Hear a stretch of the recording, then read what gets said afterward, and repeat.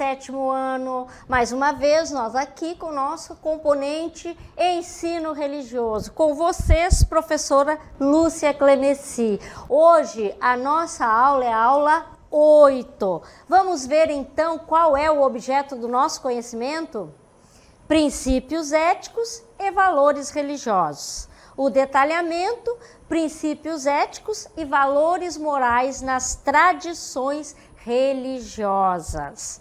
Então, pessoal, nós já damos aí uma pincelada com o nosso quadro sobre os direitos humanos. Agora nós vamos para a nossa aula do dia de hoje. Vamos lá, então? Muita atenção!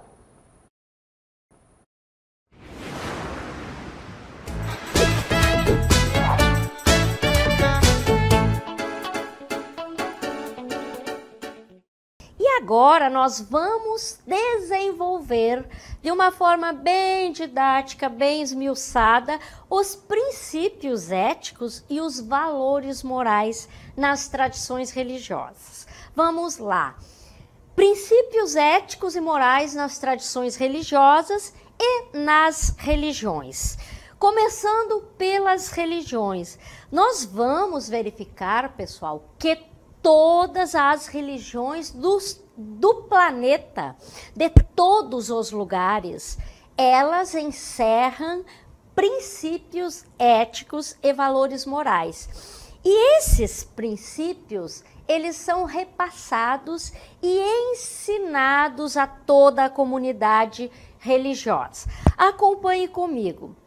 Cada religião, ela tem os seus dogmas, que são as suas leis, os seus preceitos, e são passados para os seus fiéis para que eles possam seguir. É o que norteia a conduta daqueles adeptos daquela tradição religiosa, daquela comunidade religiosa. E aí o que acontece, gente? Eles são comportamentos universais, mas cada religião ela apresenta de uma forma, certo? As tradições religiosas, a cartela 2, por favor. As tradições religiosas são fontes de valores éticos. Elas dão meios, e esses meios mostram a conduta que cada um dos seus adeptos deve ter, certo? O que são os meios? Os meios são os ensinamentos, através do dogma que está lá no livro sagrado, que o líder passa, o fundador passa, e agora nós vamos ver, cada um esmiuçadamente, e cada membro, ele pauta a sua vida por essa ética, por esses princípios que lhes são passados. Quando nós aderimos a uma religião, ou seja, começamos a praticar uma religião, nós estudamos os dogmas desta religião para ver se adequa à nossa vida aquilo que nós buscamos e queremos dentro daquela doutrina. Passando então adiante a próxima cartela, vamos verificar que cada religião, na sua tradição de origem, ela tem um aparato ético. Esse aparato ético, o que é um aparato ético, professora? É um conjunto, está, de leis, de dogmas, que vai ser pautado no quê? Em dois fatores importantíssimos. O primeiro deles são os textos sagrados. Aí vocês vão acompanhar comigo, nós vamos desenvolver um pouquinho. Os textos sagrados, eles trazem a lei daquela religião, aquilo que a pessoa deve cumprir dentro daquela religião. E vocês acompanhem comigo aqui, vocês podem se perguntar, mas professora, e aquela religião que não possui escrita?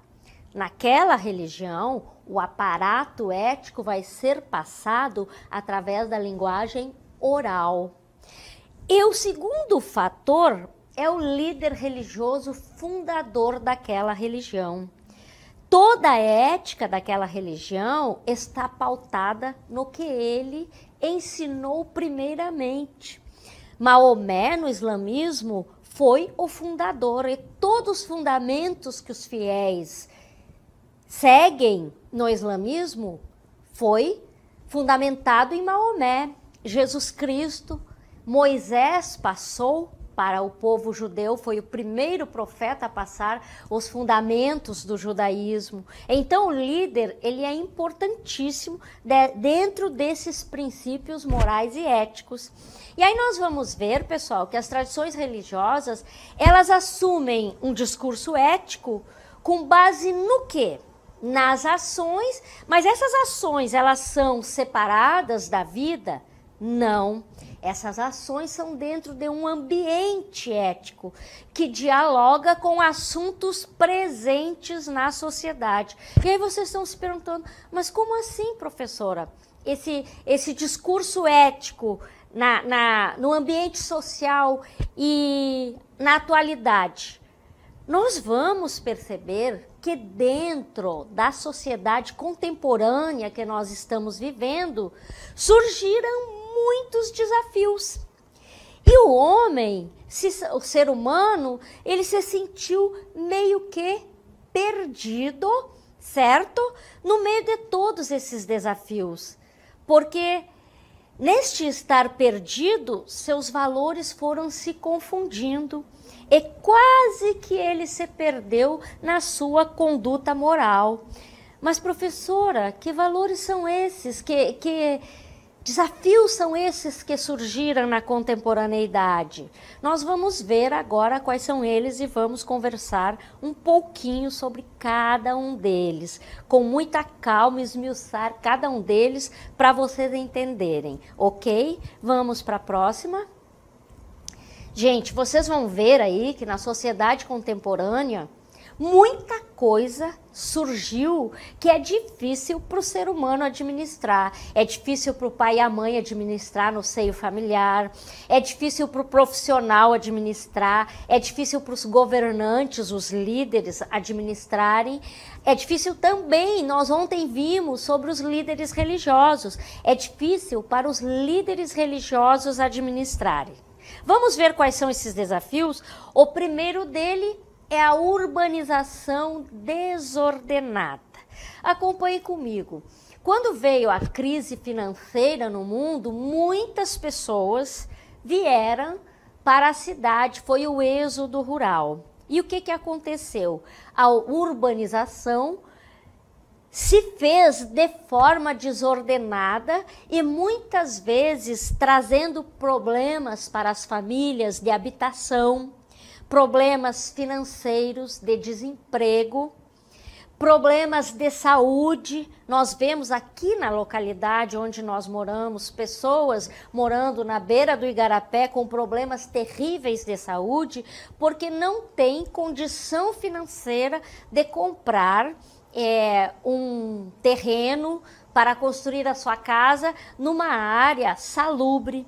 Aí essa pessoa vai morar num ambiente insalubre, na beira do rio, onde tem o inseto, onde tem o mau cheiro e por aí vai. Depois nós vamos ver algo que nós estamos vivendo, principalmente agora na atualidade. Voltando para a cartela, por favor, lá. A massificação dos meios de comunicação. O que acontece aí? Cada um de nós tem o celular, a TV aberta, ela mostra o que ela quer levar a população a pensar e também a consumir. E aí o que acontece? Nós vamos ver que todo mundo pensa da mesma forma, todo mundo assiste a mesma novela, todo mundo compra o mesmo produto, usa o mesmo tênis. Houve uma massificação por causa do meio de comunicação.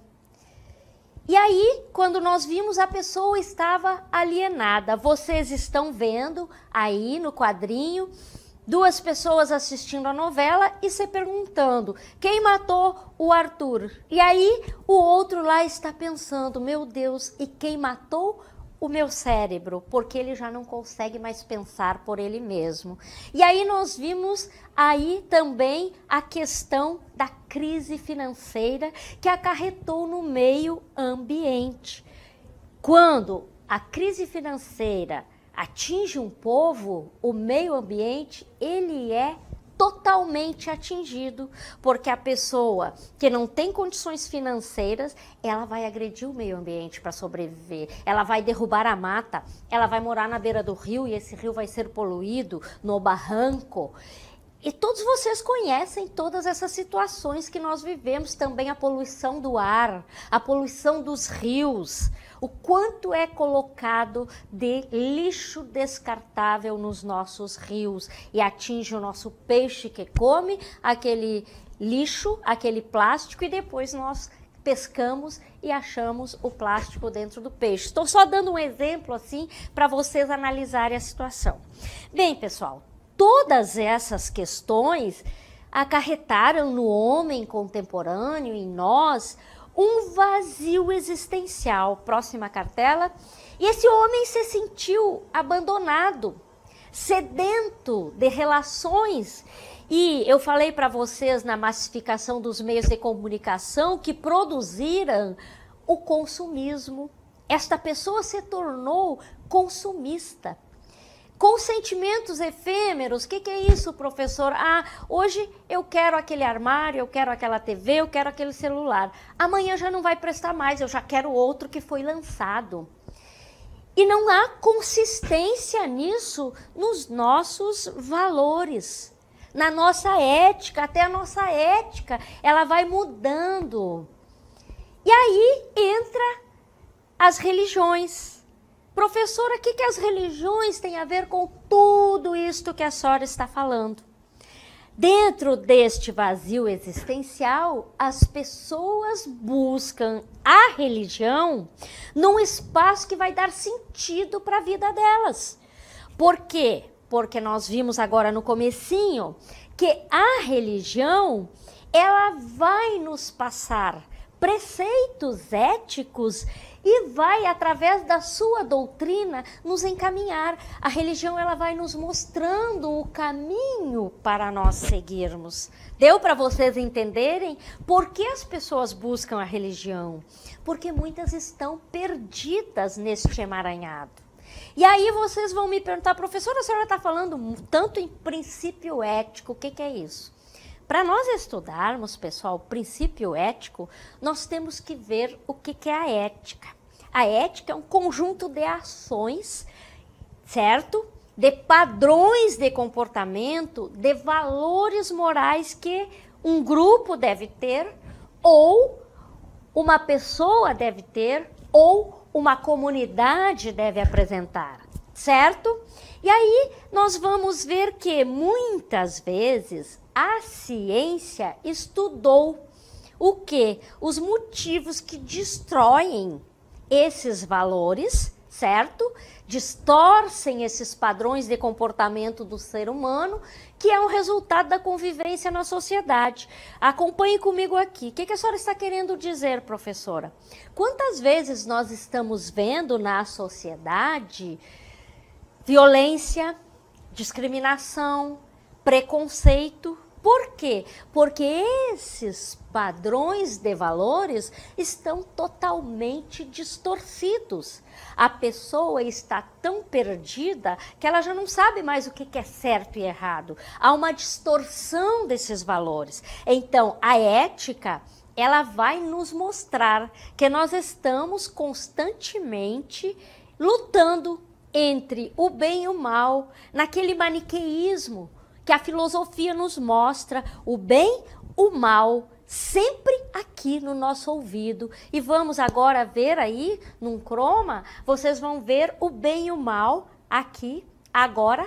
Vejam bem, os dois aí lutando dentro de nós. O que vocês estão vendo aí? Estão vendo um anjo e estão vendo um demoninho, né? Claro que isso é uma metáfora, mas quer representar o quê? A luta da pessoa para ter seus princípios éticos assegurados, para conseguir manter a sua ética dentro desta contemporaneidade que nós falamos agora há pouco.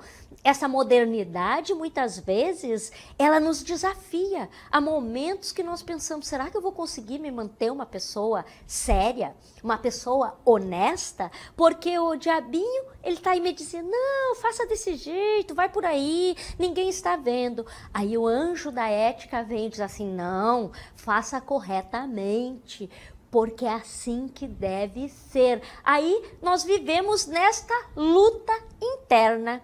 E aí nós vamos ver que a ética, passando para a próxima cartela, é um ramo da filosofia e nela possui princípios éticos. E a religião, ela encampa esses princípios éticos na sua doutrina. E o que acontece aí? A pessoa, ela vai se inserir numa religião e, consequentemente, aceitar os princípios éticos e morais desta religião, certo? E agora, pessoal, nós vamos ver dentro de muitas tradições religiosas como é que funciona essa questão da ética. Começando com o hinduísmo. Vamos lá, como é que funciona a ética no hinduísmo? Os hinduístas, eles acreditam que existe o karma. O que é o karma? É a lei da causa e efeito. Como assim, professora? Se tu faz o bem voltará em dobro para ti. Se tu fizeres o mal voltará. Isso é o karma. Mas, para os hinduístas, existe também o dharma. O que é o dharma, professora? A pessoa carrega, acompanhe comigo, a sua tradição lá da sua casta. Ela não poderá sair da sua casta, mas lá dentro daquela casta que ela nasceu, ela terá que ter uma vida reta, uma vida correta. Ela terá que seguir impreterivelmente, podemos dizer assim, o caminho do bem. Cada pessoa, com seu caráter e as suas circunstâncias que vão variar, ela vai ter maneiras de viver bem e seguir o seu dharma, ok? E aí essa lei de causa e efeito, o que ela é? Por que ela existe dentro do hinduísmo? Porque o hinduísta acredita que se ele fizer boas ações, ele terá um karma bom, se tiver ações negativas, ele terá um karma ruim. E com isso, vocês estão lendo aí a lei da causa e efeito, se ele não tiver uma ação boa, reencarnar. E é o que nenhuma das religiões orientais querem, é viver no ciclo da reencarnação. Ok? Vamos para a próxima. Já falamos aí na lei do retorno e nós vamos ver a lei da causalidade moral. Se tu tem mérito, boas ações, tu vai receber de volta um karma bom. Se tu não tem méritos, tu vai receberes um karma mau. E aí o que acontece? Esta também vale para os budistas, tá, gente? Pelo mérito, a pessoa vai alcançar a libertação do desejo, que quando se liberta-se do desejo, o que acontece? A pessoa atinge a felicidade. E também os ciclos das encarnações, das reencarnações, que é o que todos no planeta perseguem, não reencarnar mais no sofrimento. E agora nós vamos para o judaísmo. O que o judaísmo mostra? Lá existe o livro do Torá e do Talmud. O Talmud é a lei máxima do judaísmo. Dentro do Talmud, gente, há 613 mandamentos que mostram situações práticas da vida dos judeus, e nessas situações do dia a dia, a pessoa tem que perseguir a ligação com Deus em tudo que ela faz e fazer o bem. E nesses 603 mandamentos, é pedido que a pessoa procure atingir as qualidades éticas. Quais são essas qualidades éticas? Vamos ver. Que os judeus perseguem. Próxima cartela, a generosidade. Todo judeu precisa praticar diariamente a generosidade. Ele também tem que ser um bom anfitrião, ele tem que receber bem as pessoas na casa dele, a hospitalidade.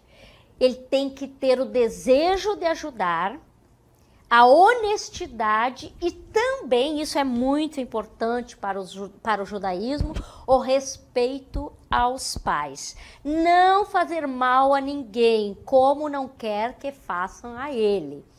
E uma coisa importante que vem lá do começo do judaísmo, pessoal, é dar de presente aos pobres os frutos da terra. Há uma tradição judaica que quando você planta, o que acontece? Você só vai colher no meio do seu terreno lá. Nos cantos do terreno, você vai deixar lá o fruto para que as pessoas pobres possam entrar e pegar nos 4 cantos da sua plantação aquilo que foi produzido, certo? Eu acho muito bonito isso e é uma grande lição para todos nós. Vocês não concordam comigo? Aí agora nós vamos para o islamismo. O islamismo oferece aos seguidores muitas instruções, porque a vida do islâmico também ela é toda vivida dentro do sistema Sharia. O que é o sistema Sharia, professora? São as leis do islamismo, éticas, que cada islâmico deve cumprir à risca. Lá nessas leis, as decisões morais e também, gente, as decisões legais. Legais que eu estou falando seria dentro da lei do islamismo, certo? E essas leis, elas não são só lá para o fiel muçulmano, elas se estendem para a sociedade muçulmana, islâmica, certo? E aí eu vou falar para vocês no Corão. O Corão, ele tem a Sharia, que é a lei muçulmana. Na Sharia tem toda a ética muçulmana, todas as regras. Quando uma passagem lá não é bem compreendida na Sharia, ainda há uma outra lei, que é a Sunna, o Hadith do profeta, quem é o nosso profeta do islamismo, Maomé, que também vai servir de auxílio para a pessoa interpretar essa ética e tentar cumprir. Ok, pessoal? Agora nós vamos entrar no cristianismo. Como é que se funda a ética, os princípios morais cristãos? Sempre, sempre, sempre o cristão vai se guiar pelos ensinamentos do profeta maior do cristianismo, diríamos assim, Jesus Cristo. Todo cristão, gente, ele vai pautar a sua vida dentro do que o cristão ensinou, do que o cristianismo Jesus ensinou.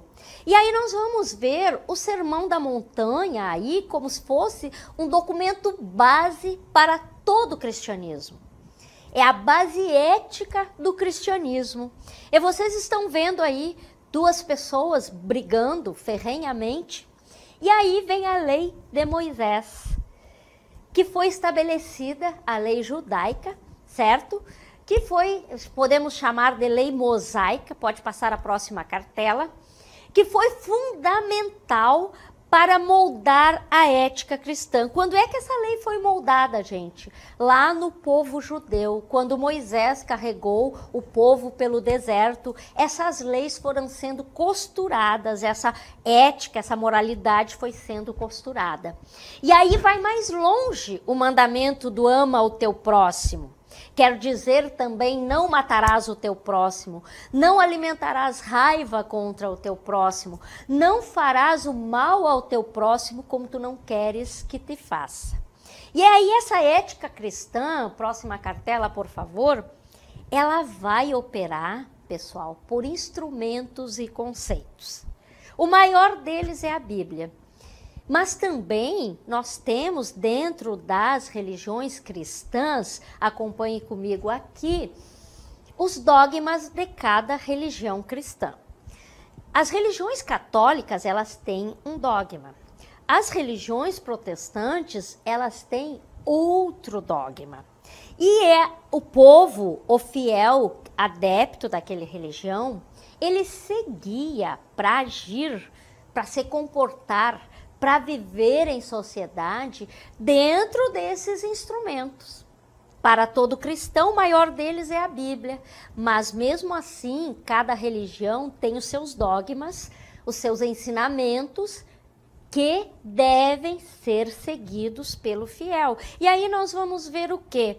Que cada religião, ela tem a sua ética cristã, conforme os ensinamentos de Jesus, mas que a pessoa deve aplicar na sua vida. A pessoa que segue os princípios da ética cristã, ela vai viver aquilo que Jesus ensinou e tentar cumprir aqueles mandamentos. Aí vocês vão me dizer, professora, mas nem todo cristão consegue. Mas o que nós queremos dizer para vocês? Que todo cristão, ele tenta seguir esta ética e esses princípios morais. E aí nós vamos ver que há, gente, uma obediência a Cristo. Como assim, professora? É normativo por ser um mandamento, um ensino, pois tem como base normas estabelecidas pelo Criador. O que isso quer dizer, professora? Que Deus nos deu as normas, Jesus ratificou essas normas com a sua vida e nós tentamos seguir. E, gente, algo interessante que nós vamos ver em relação à ética é que a ética cristã, ela serviu de norte para quase todos os povos da terra. Como assim, professora? Foram feitas leis, foram criados direitos humanos, foram feitas constituições em cima da lei dos cristãos. Mas por que, professora? Passando à próxima cartela, eu vou explicar para vocês. Colaboração da ética cristã com os povos. Como o maior número de adeptos de uma religião está concentrado no cristianismo, o que aconteceu? Os princípios éticos do cristianismo, eles foram se espalhando por todo o planeta. E aí o que aconteceu? Esses princípios foram sendo aplicados. Aonde, professora? Na política, na lei, nas regras sociais e principalmente, gente, na fundamentação da Constituição desses países. Os princípios cristãos, eles estão nas constituições de quase todos os países do mundo. Vamos lá para a próxima cartela. Aí vocês vão ver isso que eu estou falando para vocês, que a história de várias nações, de vários países, foram pautadas, construídas, as suas leis, os seus sistemas, dentro dos princípios éticos cristãos. E aí nós vamos ver que dentro desses princípios foram construídos trabalhos beneficentes em muitos lugares. Nós temos no mundo todo obras sociais pautadas, protestantes, católicas e até de outras denominações não cristãs que pautaram o seu trabalho dentro de trabalhos beneficentes dos princípios éticos cristãos. Vamos ver também decisões jurídicas, acompanhe comigo. Quantas vezes pessoas foram julgadas dentro das decisões jurídicas e dos princípios éticos cristãos? Mas por que, professora? Porque esses princípios eram considerados princípios bons para aquela sociedade e o próprio direito agregou esse princípio para o julgamento daquela pessoa. E aí nós vamos ver que as constituições, gente, de países do mundo inteiro, raras, não foram fundamentadas nos direitos cristãos, porque a ética e os princípios morais estão imbuídos nessa Constituição. Isso é muito bonito, porque esta ética, ela nos mostra o bem. E nós vamos fechar a nossa aula nesta ética com aquela máxima: não faças ao outro o que não queres que te faça. Por quê? Porque dentro da ética, o ser humano, ele luta, há uma luta interna constante entre o bem e o mal. E aí o que que acontece? Dentro desta ética, a pessoa que tem o livre-arbítrio, nós fomos criados com o livre-arbítrio, escolhemos entre fazer o bem, o que que eu vou ser uma pessoa honesta, vou ser uma pessoa corrupta, vou ser uma pessoa que ajuda o outro, vou ser uma pessoa egoísta, individualista dentro desta sociedade, vou ser uma pessoa que se preocupa com o bem da coletividade ou vou ser um individualista? E por aí vai, eu só dei exemplos para vocês dentro da ética. A pessoa vai escolher qual princípio moral nesta ética ele vai nortear a sua vida. Ficamos então hoje com esta máxima: não faças ao outro aquilo que não queres que te faça, para que nós possamos viver numa sociedade justa, numa sociedade igualitária, numa sociedade que pode parecer utopia, mas que não é impossível de ser construída. Vai depender de cada um de nós. Fica aí, pessoal, para vocês esse desafio, ok? Foi uma alegria ter estado com vocês e até a nossa próxima aula.